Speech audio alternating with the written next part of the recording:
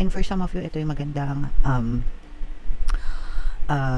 balita kasi yung iba sa inyo, you are chasing after your dreams, mga kapiksi, no? And may mga taong tumutulong sa'yo para maabot mo itong mga pangarap na to. So, ito yung sinasabi natin na nagkakaroon ng movement, guys, no? Kasi, kumbaga, hindi na kayo natatali, hindi na kayo na-stuck sa buhay nyo, mga kapiksi, and unti-unti na gumagalaw na, nagkakaroon na ng movement, lalo na kung talagang perseguido kayo.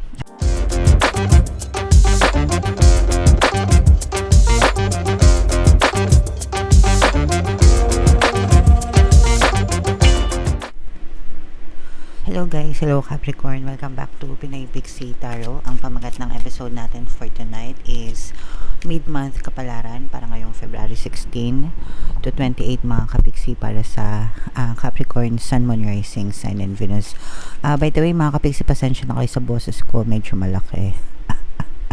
Nagkaroon kasi ako ng sore throat, guys, baka matakot kayo.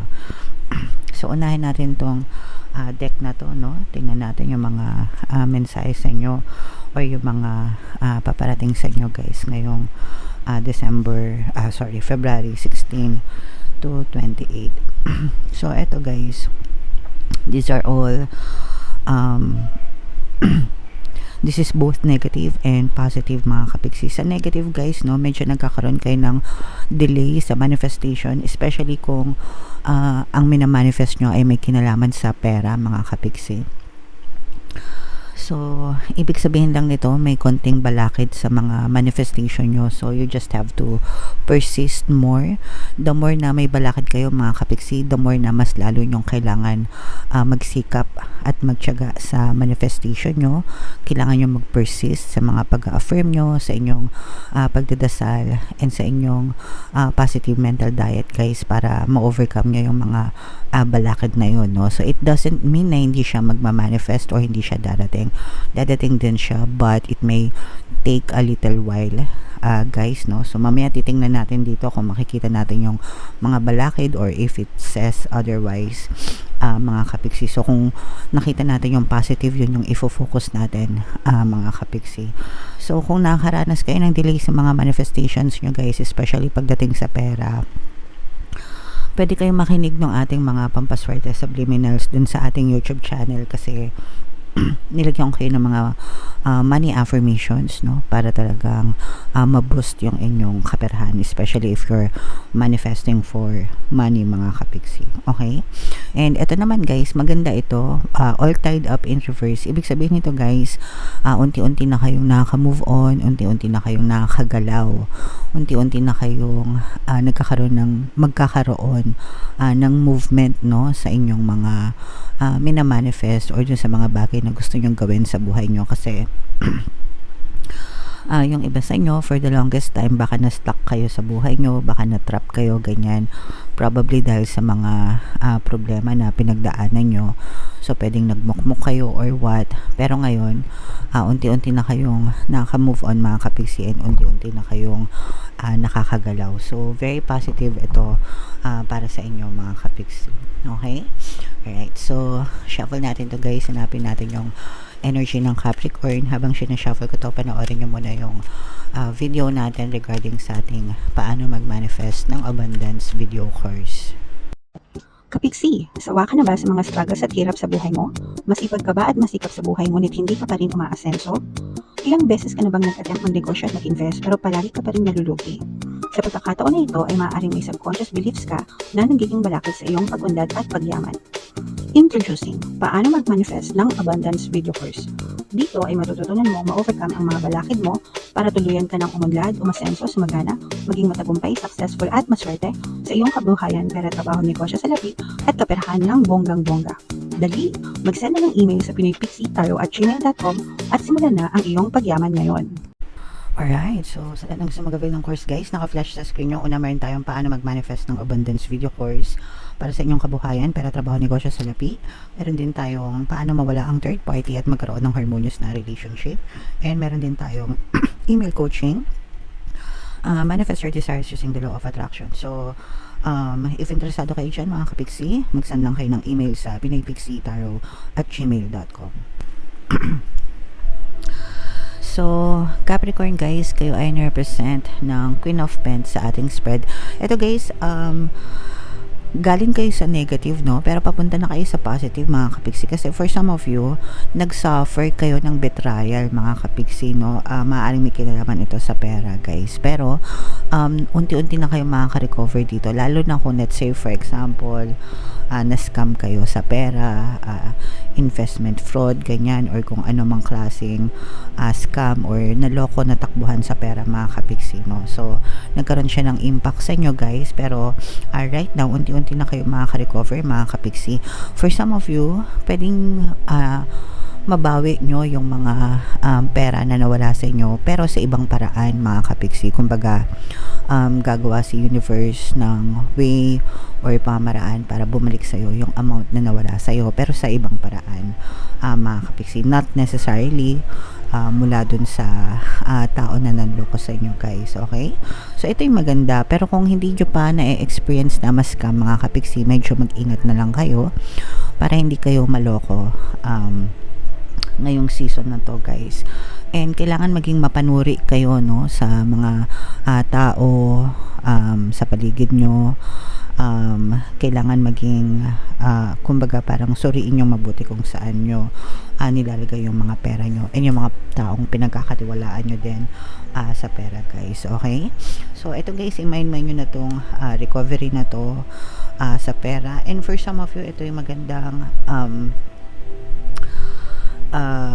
balita kasi yung iba sa inyo, you are chasing after your dreams, mga kapiksi, no? And may mga taong tumutulong sa'yo para maabot mo itong mga pangarap na to. So, ito yung sinasabi natin na nagkakaroon ng movement, guys, no? Kasi, kumbaga, hindi na kayo natatali, hindi na kayo na-stuck sa buhay nyo, mga kapiksi, and unti-unti na gumagalaw na, nagkakaroon na ng movement, lalo na kung talagang perseguido kayo, mga kapiksi. So, you will chase after your dreams, guys, no? And parang mas namamaster mo na yung sarili mo.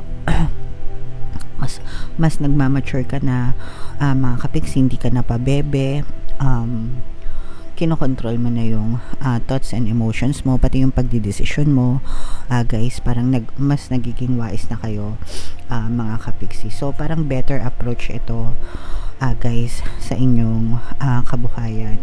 Meron ditong presence ng another fire sign, Aries, Leo, Sagittarius. So for some of you, maaari may fire element kayo sa inyong natal chart, or you may be dealing with another fire sign. And eto guys, nakikita natin na may mga pumapasok na naman na pero sa inyo, pero medyo slow siya. Kumbaga, hindi masyadong mabilis. And probably dahil nga, no, sabi ko nga sa inyo, pwedeng may mga delay sa manifestation nyo. So you just keep on working hard, guys, no? Mag-persist lang kayo. Pagdating sa money, guys, mag-affirm kayo always, palagi, no? Yung tatlong money affirmations na sinasabi ko sa inyo is money, money come to me, palagi ako may pera, palagi ako nagkakapera, at saka yung I'm the queen of abundance, I'm the king of abundance. So palagi nyo lang sabihin yun, guys, and makakatulong yun para magkaroon ng movement sa inyong kaperahan, mga kapiksi. Okay? So, what else? Tingnan pa natin.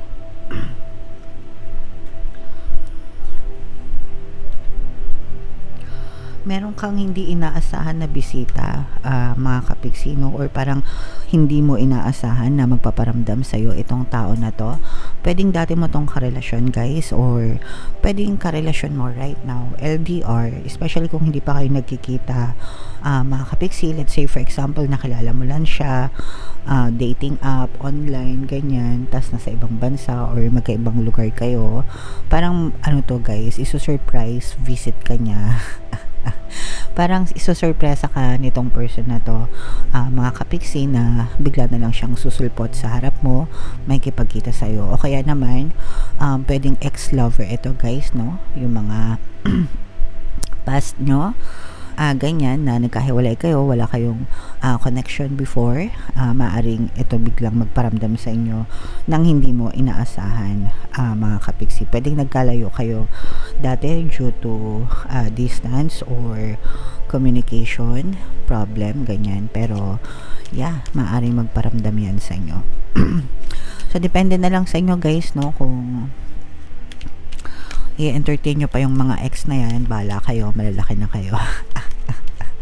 So, yan yung mga nakita natin para sa inyo. So, ito guys, i-mind nyo itong mga recovery na to, especially sa kaperahan, at saka itong dreams coming true mga kapiksi, at saka kung gusto nyo magkaroon ng pagbabalik or pagkikita with another person. Yan yung nakikita natin na very positive energy sa inyo. So, i-mind nyo na yan guys sa comment section. So, bunot lang tayo ng isang card guys para sa inyong additional message. So, divine passion mga kapiksi. Be honest with yourself. What is your heart's true desire? So, tanungin mo sa puso mo mga kapiksi kung ano ba talaga yung gusto mo, yung desire mo, yung gusto mong mangyari sa buhay mo, and you just have to focus on it every day mga kapiksi, no? Ibig sabihin, i-focus mo yung energy mo, yung attention mo, especially ito guys, no, nakikita natin sa energy nyo na you are really chasing after your dreams, di ba?